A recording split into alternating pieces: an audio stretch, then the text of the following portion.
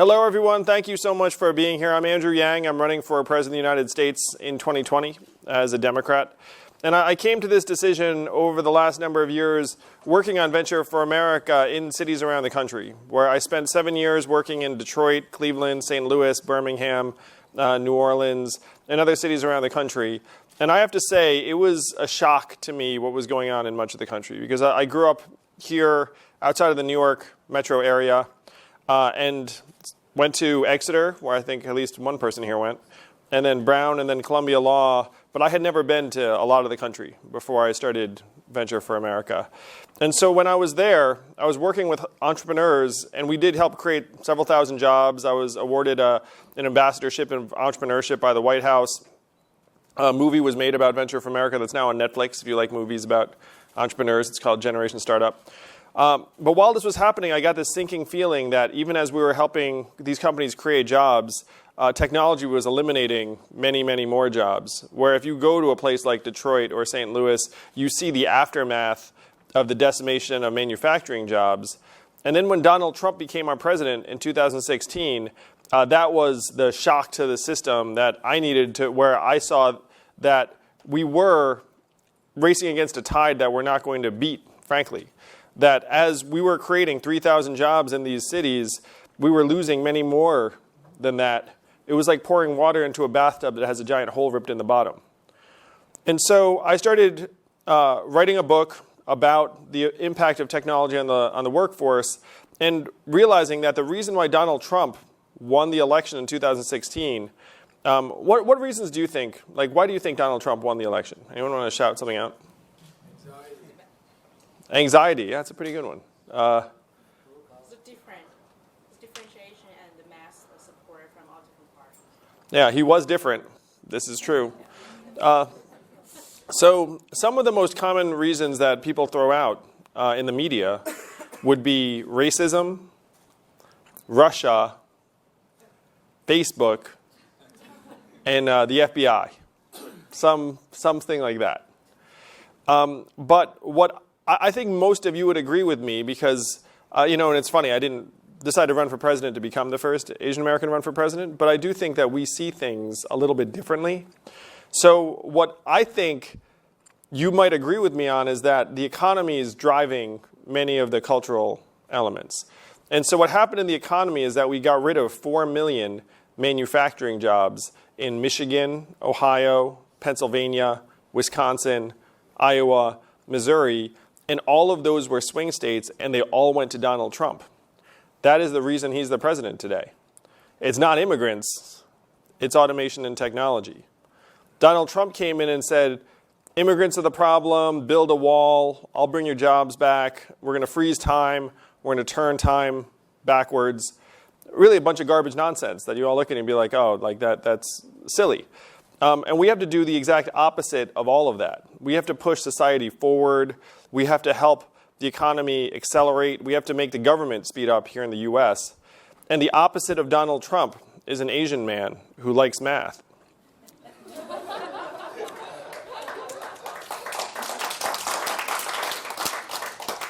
So I was figuring all this out, and I have many friends in technology in Silicon Valley. And we'd be sitting around talking about it and be like, hey guys, we know what we did to the manufacturing workers, we're about to do to the retail workers, the call center workers, the truck drivers, the fast food workers. Unfortunately, those are the most common jobs in the US economy. What proportion of Americans graduate from college? 30%. Yeah, it's 32%. So if you think of the average American worker is not a college graduate. The average American worker has a high school education and 1 year of college. So then when you think about, okay, what do Americans do for a living? The most common jobs are retail, call center, food service and food prep, truck driving, manufacturing. Driving a truck is the most common job in 29 states. And my friends in Silicon Valley are working on making trucks that can drive themselves. And they tell me that they are 98% of the way there, and that in 5 to 10 years there'll be robot trucks on the highways. So then on the flip side, you have these 3.5 million Americans who drive trucks for a living.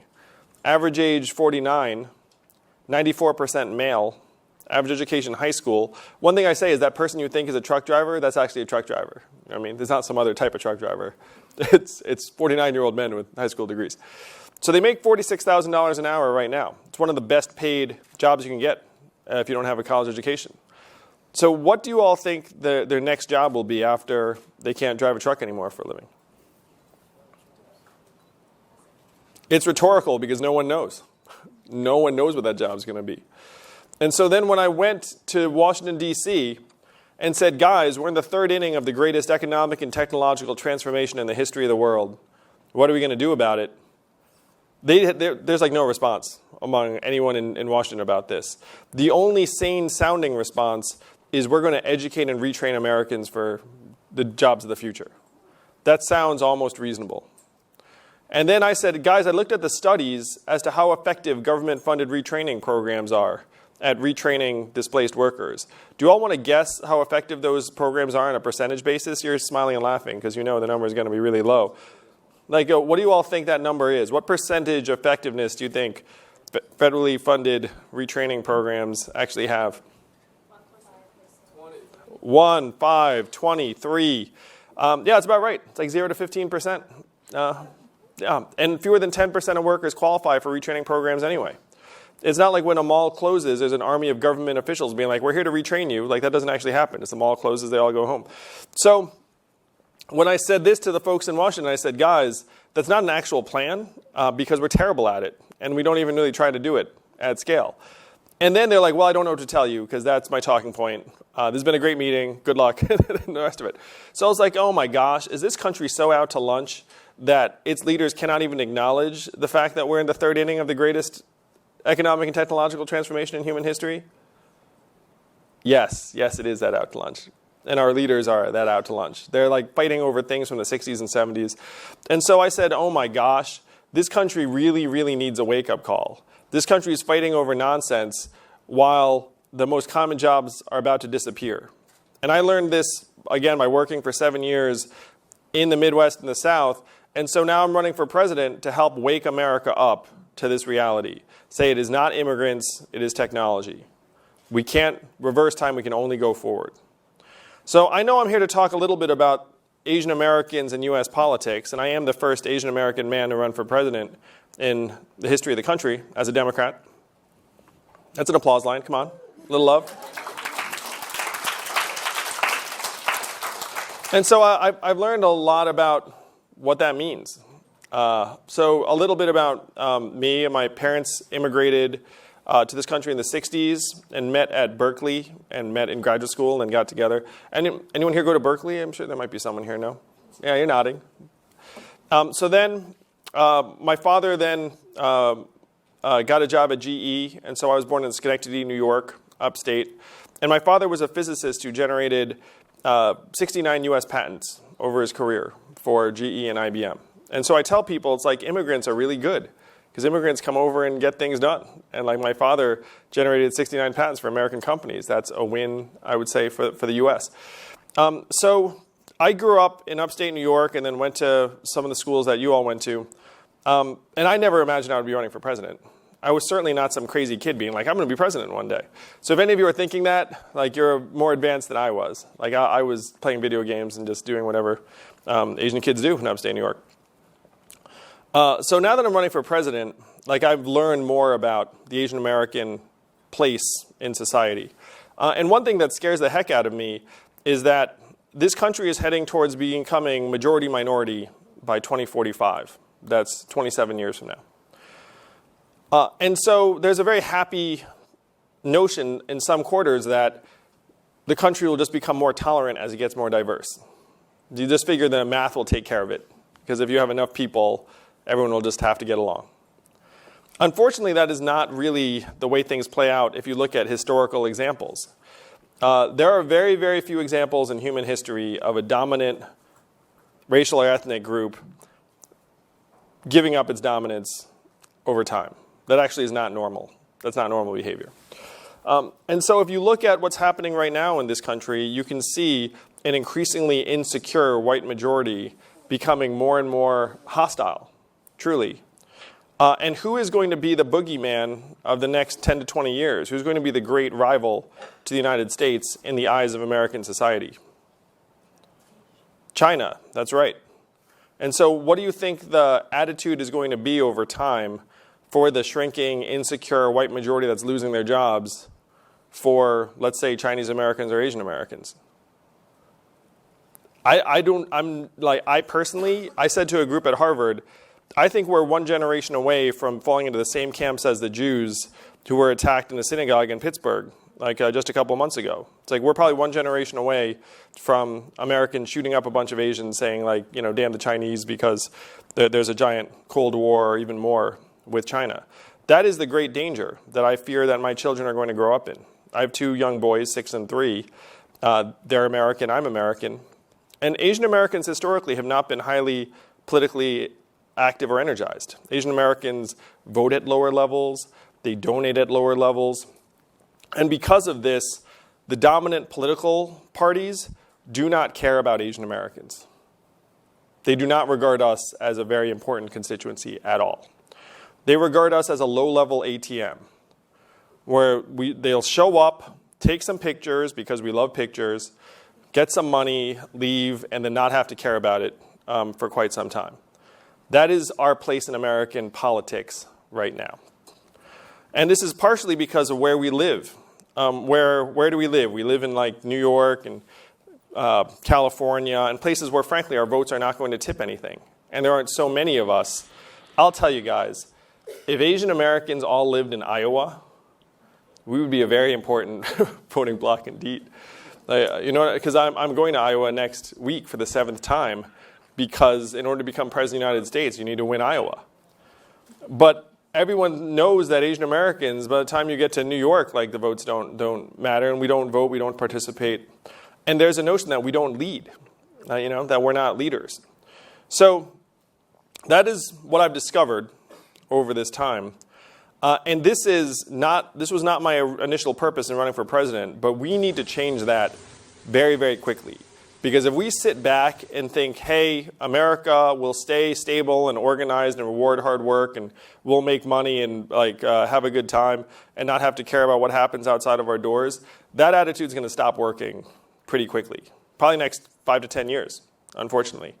So we need to start getting very, very engaged and active and show the rest of the country that we can solve problems. We have our own vision. We have our own leadership.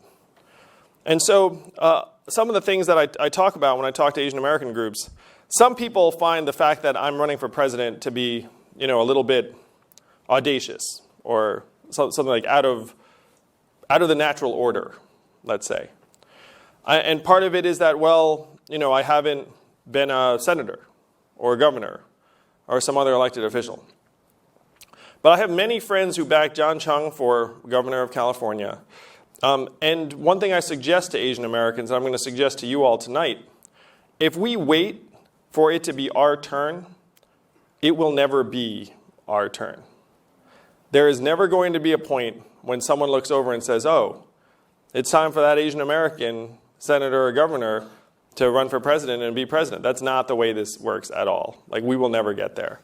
The only way that we're going to actually have a seat at that leadership table, or in this case, on the debate stages of the Democratic primaries next May, the only way we get there is if we step up and say, we have a vision for this country, and it is just as powerful, just as important as anyone else's vision. Only way we get there. Number 2 is that we've been gifted a massive opportunity politically in this next cycle. So I just finished saying that the parties do not care about Asian American voters, because they generally do not. But in this cycle, California moved its primary vote up by a bit more than a month. And so this time, California votes 5th. The first state is Iowa. The second state is New Hampshire. The third state is Nevada. The fourth state is South Carolina. And then this time, the 5th state is California. So you're going to have a lot of people running for president as a Democrat, probably 20 to 25, including me. And it is not going to be resolved by the time they get to California. So this time, the way Asian Americans vote might actually determine who the president of the United States is. First time in decades. First time certainly that I can remember. So this is an opportunity for us to stand up and say what we think actually matters this time. And the third thing, and maybe the most important thing to many of you, how many of you are parents? I sense there's at least some parents in the room. Now, this is a little uncomfortable, but how many of you have this sense that Asian Americans are allowed to become this successful in the US, but we are not allowed to become this successful? There are at least some of you who believe that. I mean, there's a real message you get that that's the case. And I have been with the leaders of this country. I've been with President Obama and President Clinton and President Bush and a dozen senators and governors. And one of the things you learn when you spend time with them is that they are certainly no better than we are. I guarantee you guys that. That we are every bit as smart, certainly every bit as hardworking, every bit as innovative, every bit as patriotic, and every bit as loving as any other American. And that is what I'm going to demonstrate on the path to the presidency in 2021. Well, that's when you get sworn in. You win in 2020, and you get sworn in 2021. And one joke I like to tell for Asian Americans is that we're going to make the White House the Gold House. So thank you all very, very much. Would love to take some questions, but feel really glad to be here with people who are definitely exceptionally politically engaged in this community. So thank you all very much.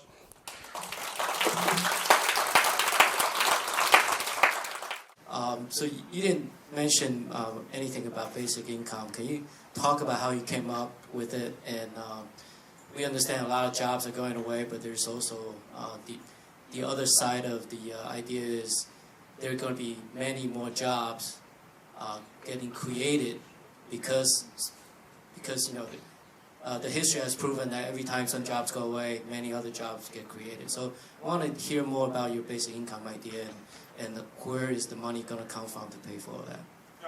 Sure thing. So of course, new technology is going to create many, many new jobs that we cannot predict. But the issue is, will those jobs be accessible for the people that are being displaced? Will those jobs be in the same places? Will they be available to people of the same skill levels? And those answers are quite different. There are going to be many, many new jobs in New York and Seattle and Austin and San Francisco. Are there going to be many new jobs in Missouri and Iowa and South Carolina? Like very, very different pictures. It's just the allocations are not where they would need to be. And unfortunately, Americans are moving across state lines at lower rates than they have in decades. So what you'd hope would happen is that Americans are like moving to Seattle, finding jobs. That is not happening.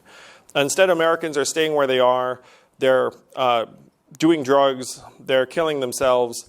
And then our life expectancy in this country has declined for the last 3 years, which is unheard of in a developed country. Developed countries do not have their life expectancy decline for 3 straight years. The last time that happened in the United States of America was literally the flu pandemic of 1900. Like that's where we are right now. Like you actually have to look up the flu pandemic to see how bad things are going here in the U.S. And that's because the labor market's not adjusting. So my plan, as you suggest, Terry, is the freedom dividend, which is to give everyone in America $1,000 a month if you're an adult, 18 to 64. Seems dramatic. Seems expensive. But I've dug into the numbers, and it's actually much more affordable than you would think, in part because Americans are already spending about $800 billion on 126 welfare programs. It's highly inefficient, very bad incentives attached to them. The big change you would need to make in order to pay for this freedom dividend, and I call it the freedom dividend because it tests much better with Americans with the word freedom in it, is that who are going to be the major winners from artificial intelligence and robotics and autonomous vehicles? Like, who are going to be the big winners? Yeah, which ones? Amazon, Google. The biggest tech companies, that's right. So it's Amazon, Google, Facebook, Uber, etc. Now, the trap that America's in is that those companies don't pay a lot of taxes. Amazon's move is to say, didn't make any money this quarter, no taxes. Google's big move is to say it all went through Ireland, no taxes in the US. And so the trap the American public is in is that these companies are going to soak up more and more work and more value, and the public's going to see less and less of it. So what we have to do in America is we have to join every other industrialized economy, including Europe, including China, like all the major countries already have a value-added tax. And a value-added tax would give the American public a sliver of every Amazon transaction, every Google search. And because the American economy is so vast at $19 trillion, up $4 trillion in the last 10 years, a value-added tax at even half the European level would generate more than $800 billion in new revenue. So that $800 billion, plus a majority of the $800 billion we already spend on existing welfare programs, plus the fact that you'd be dramatically enhancing the consumer economy. How many of you have heard this stat that 57% of Americans can't afford an unexpected $500 bill? You guys heard that? You've heard that, right? And what did you think when you saw that? I didn't find it surprising You didn't find it surprising? because Americans are not known for their saving habits. Yes. Well, one of the problems, too, is that their income volatility is up to very high levels. So they're having a hard time planning and budgeting. So if you put $1,000 in their hands, they're going to spend it. It's going to increase the size of the consumer economy. And then the government gets back about 25% of that in new revenue. It's going to create 4 million jobs, going to create many, many new companies. So you get some returns on that. And then you also save hundreds of billions on healthcare, incarceration, homelessness services, and you make your population healthier, mentally healthier, higher educated, higher graduation rates. So you add it all up, and you end up with about $2.4 trillion on both sides of the ledger. So this thing ends up being deficit neutral if you pass a value-added tax to harness the gains of new technology. It also has the major benefit of helping ease us through this incredible historic transition. Because one of the brutal facts about America is that we're the most heavily armed society in the history of the world. There are 300 million guns in this country. And we kind of know who owns most of them.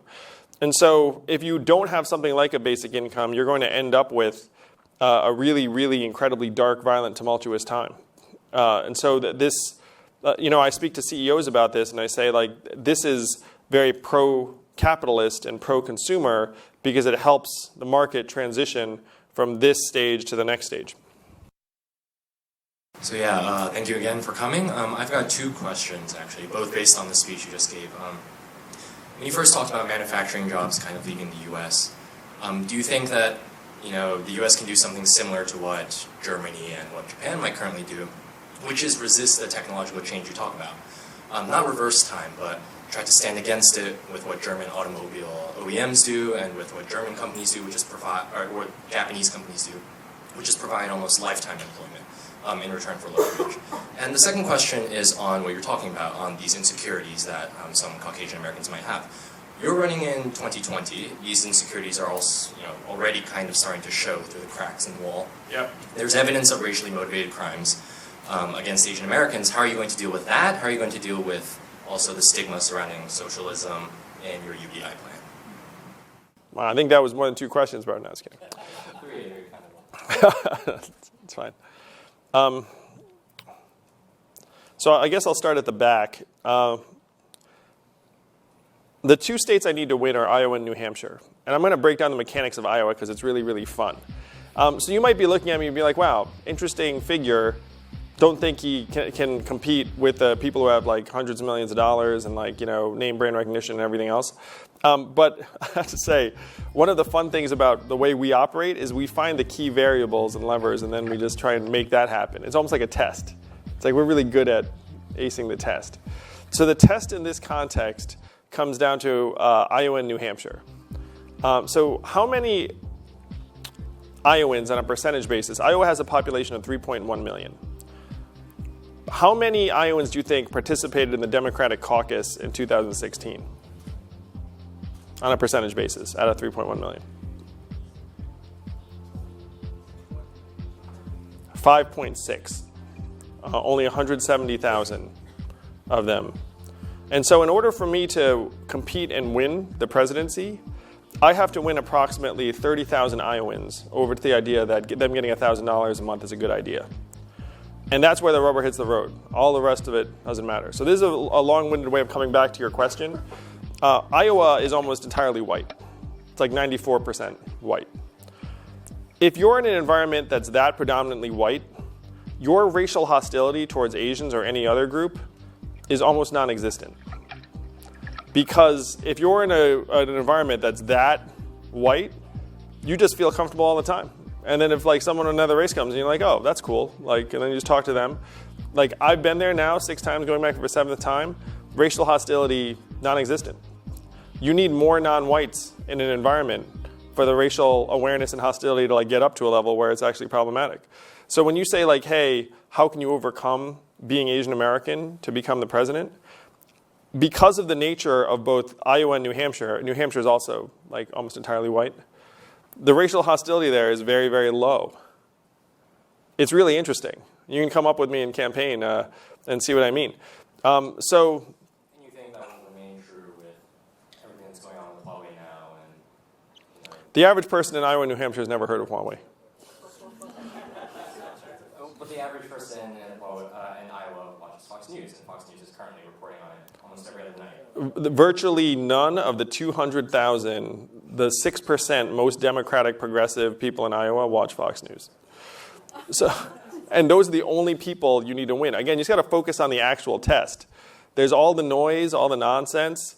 It just boils down to, can you get 30,000 Democrats in Iowa, the most hardcore Democrats in the state, to vote for you based upon the fact that you want them to get $1,000 a month? And I've been there now 6 times, going back for a 7th. I can win.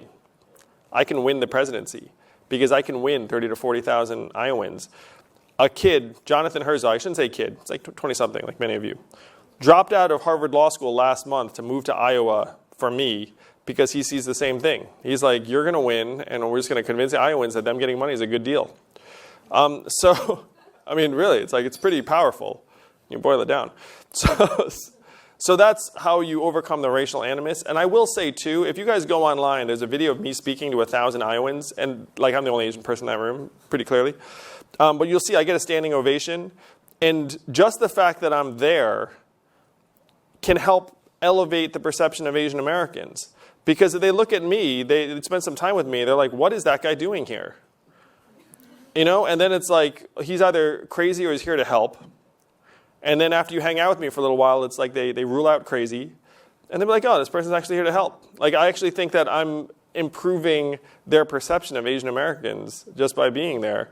And that's one of the virtues of my run for the presidency. So that's a very long-winded way of answering the second part of your 2-part question. The first question, can you remind me? Yeah, it's whether or not we can resist the change. Yeah, whether or not we can resist the change. So I'm a huge admirer of the German system for many reasons. So the big change that the U.S. could make, that the Germans have already made, that have helped create many, many jobs that are steady and stable, is that they've invested in a massive apprenticeship and technical and vocational track where 59% of German high school students have some degree of technical training in high school. In the United States of America, that percentage is 6%. We're at a very, very small fraction of it. We have unfortunately stigmatized that form of labor. We've said, go to college, everyone go to college is the jam, and it's been a disaster. Where the college completion rate in the United States is down to 59%, indebtedness is sky high. You have all these kids going to college who should not be going to college in this country. And so that is the change we have to make to try and mirror the Germans, where we have to try and destigmatize middle-skill labor, because that's where a lot of the opportunities actually are in this country. There are about like 15 million unfilled middle-skill jobs, and many of those jobs are actually harder to automate. It is very, very hard to automate away an air conditioning repair person. It's much easier to automate away like an accountant than it is an air conditioning repair person. So we have to start pushing Americans toward the more resilient opportunities, and that's what the Germans have already done. So I also have 3 questions. Sorry, I don't want to hog the mic, but one is pretty easy. Would you consider extending the freedom dividend to family members, so like moms and dads, so they have more money to spend on their children than to a single man? That's my first question. My second question would be, what would your policy be towards immigration? And then my third question would be, how would you handle the opioid epidemic that is, facing Middle America? Sure.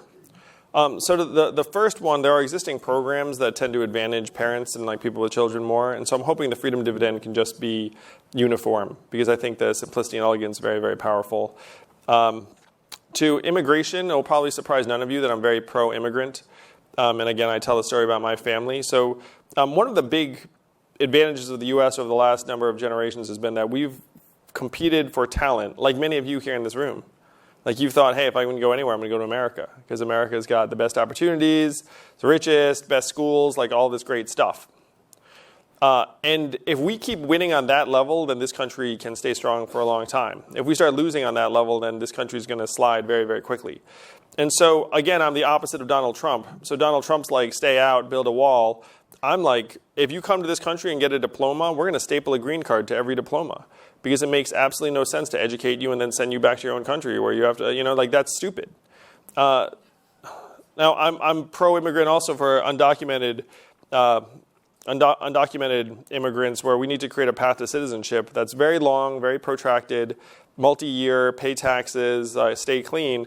But eventually we need to integrate them into the formal economy, because having 12 million Americans or 12 million people who are here undocumented who are having American children is not sustainable over time. We essentially have created this weird shadow economy where there's all sorts of use and abuse. And so we need to formalize their inclusion in society and really enforce the borders, because you can't have open borders in a situation where you're starting to integrate new citizens on that level. So that's immigrants. On the opiate issue, I think most of you probably do not realize just what a plague opiates are in this country, where 8 Americans are dying of drugs every hour. And it's a plague that was facilitated by the federal government. They turned a blind eye when Purdue Pharma and the Sackler family just started dispensing opiate prescriptions like candy, where there was one point where there were more opiate prescriptions than people in the state of Ohio, as an example, just like opiates everywhere. And this one company actually profited to the tune of $20 billion. They're now the 16th richest family in the country, and they have their name on libraries and buildings in Harvard and Yale, the Sackler family. And the whole thing is incredibly disgusting and immoral. They've literally just profited to the tune of tens of billions by killing many, many Americans, and the plague just keeps on ripping holes in American communities. So to me, it's the federal government's responsibility to legitimately try and counteract that and just put essentially unlimited resources into addressing opiate addiction, which is really hard to address even if you have a lot of resources, because it's just very, very hard to get off opiates. Even if the success rate of treatment is hit or miss. Some people have to go into rehab 5 times. So it's going to be with this country for a long, long time. But to me, it's a federal responsibility because the feds let it happen in the first place.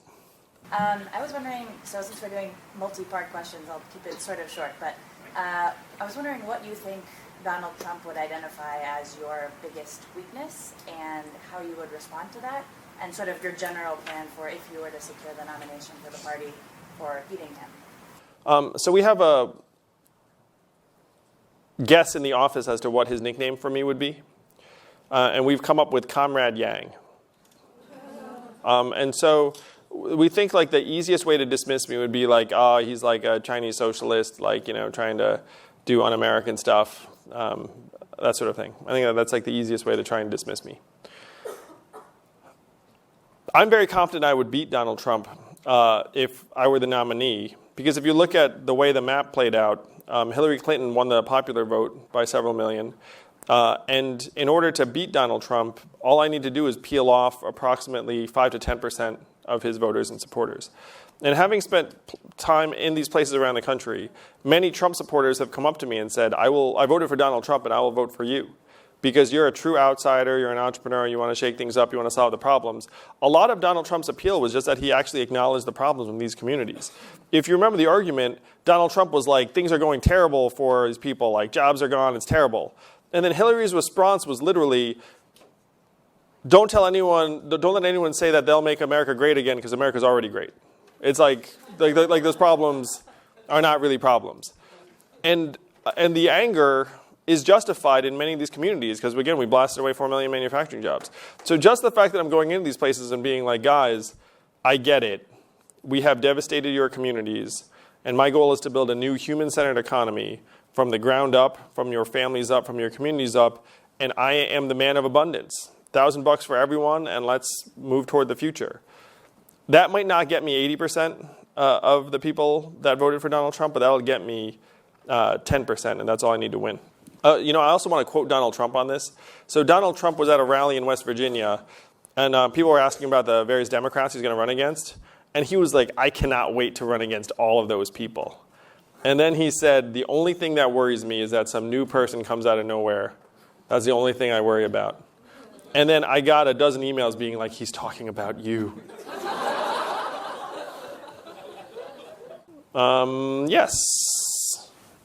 I'm trying to be devil's advocate. So you were talking about unemployment, losing jobs, but the U.S. now has like less than 4% unemployment rate. So how do you reconcile this? This is one question. Another thing is related to opioid. If you give people the money, the universal income, so how can you guarantee the money is not used for opioids, for the drugs? Yeah. I mean, right now there are people who have lots of time and all they do is try to grab money whenever they can to feed them all the opioids. In contrast, is that, okay, giving people probably a job is more important than giving people the money. Because the job not only brings money, it brings identity, which is very important. So that's the second question. The third one is so giving people is only one thing, but the social network securities has more to do with the healthcare.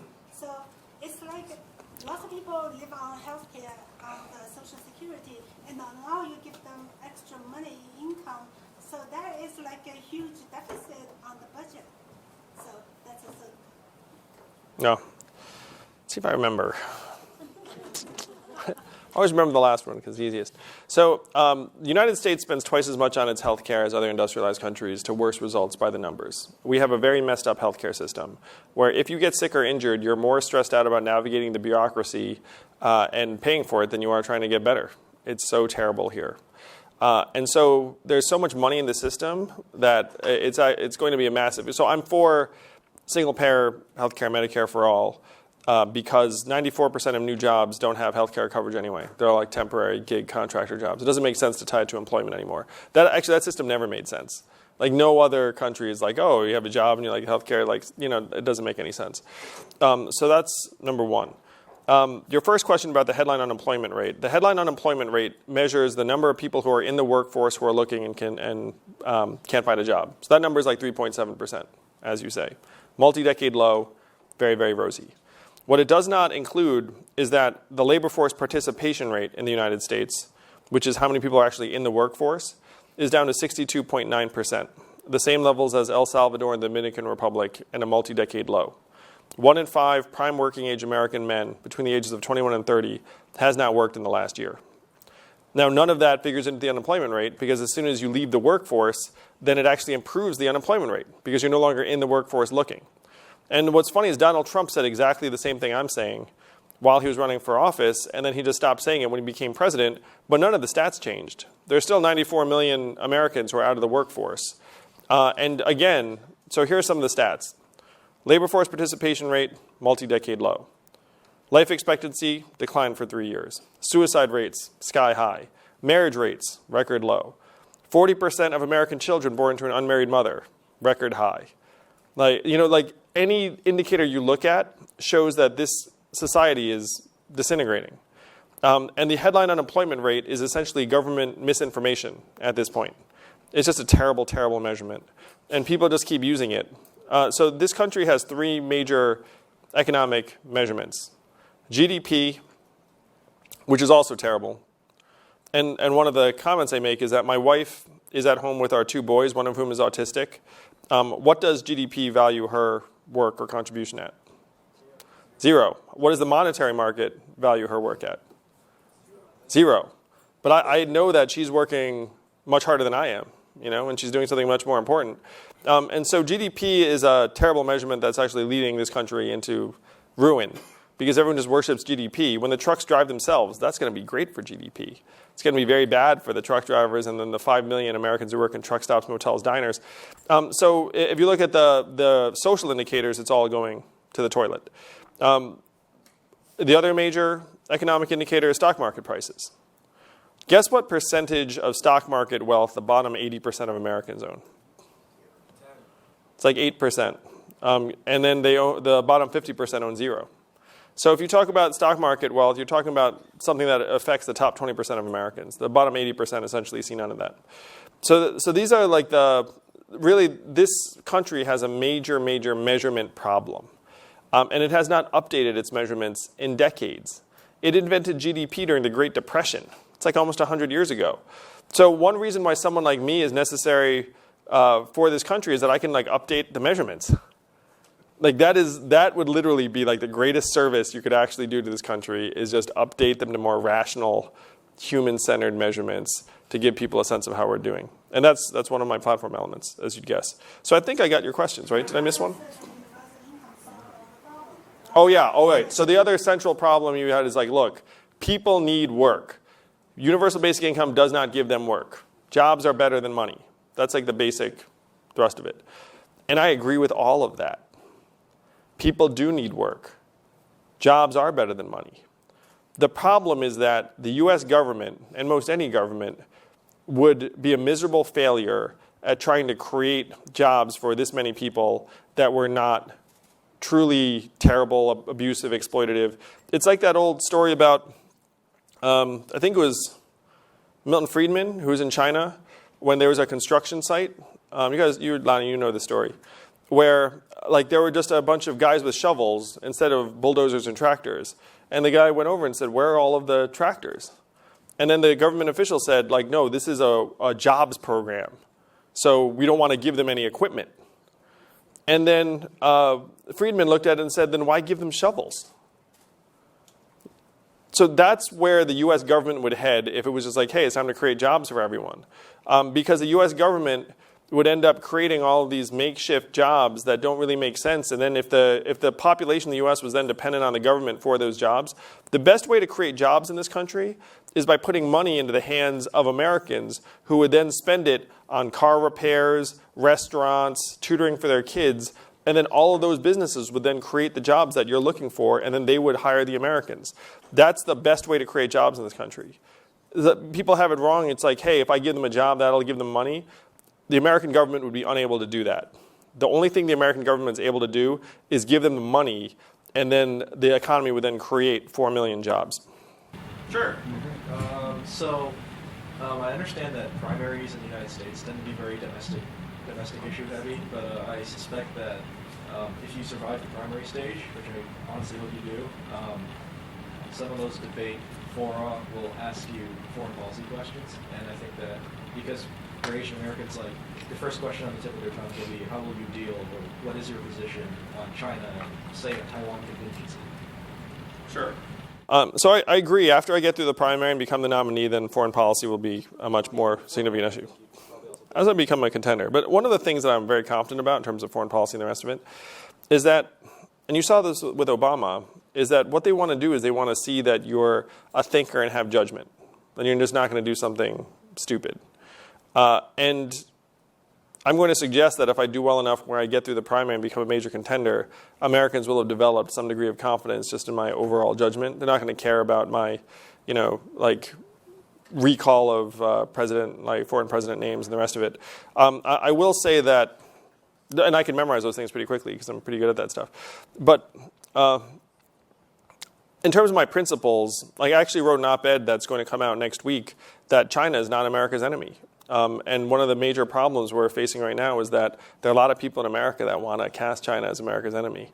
And it's crazy. Like it's like the two biggest economies in the world, like both nuclear powers, we could destroy each other like in half a dozen different ways. Like so, trying to do anything but try and like find common ground with China is like a really stupid policy moving forward.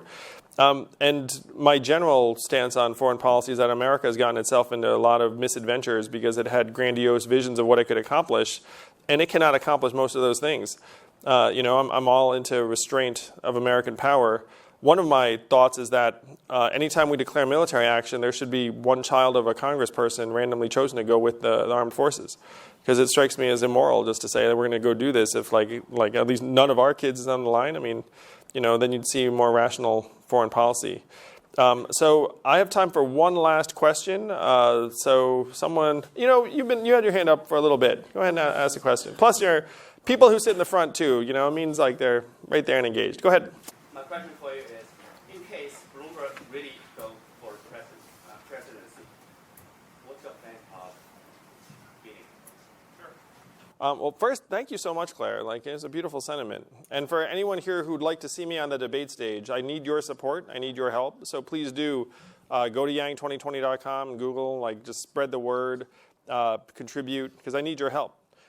So Mike Bloomberg is a great American leader and entrepreneur. He is going to struggle in Iowa mightily, because people in Iowa do not relate to that guy at all. And and Claire can share her opinion on that. It's hey, how do you think Mike Bloomberg would go over in Iowa? So again, you have to look at the actual mechanics of how you become president. Mike Bloomberg has unlimited resources, will command a lot of respect.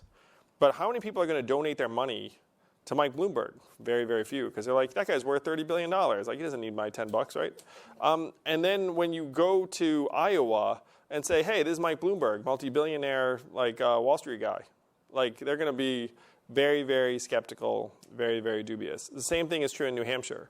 It's really interesting, the mechanics of this democracy, where you think if you're in New York, you have this system where it's just dominated by money. And it's generally true. It is dominated by money. But then you get to Iowa, you get to New Hampshire, and they do not care about any of that. They want to spend time with you. They want to meet you. They want to size you up. And if you were, I'm just going to guess, if you were a 76-year-old multi-billionaire from New York, they're not necessarily going to say oh, this guy is definitely going to be our next president. So he's going to struggle. You're going to see it. Though I like Mike, great man, great American, great entrepreneur, great leader, but he is not someone that I think is going to perform well in this process. And with your help, hopefully I can perform well in this process. So thank you all very, very much. Really appreciate it. Thank you.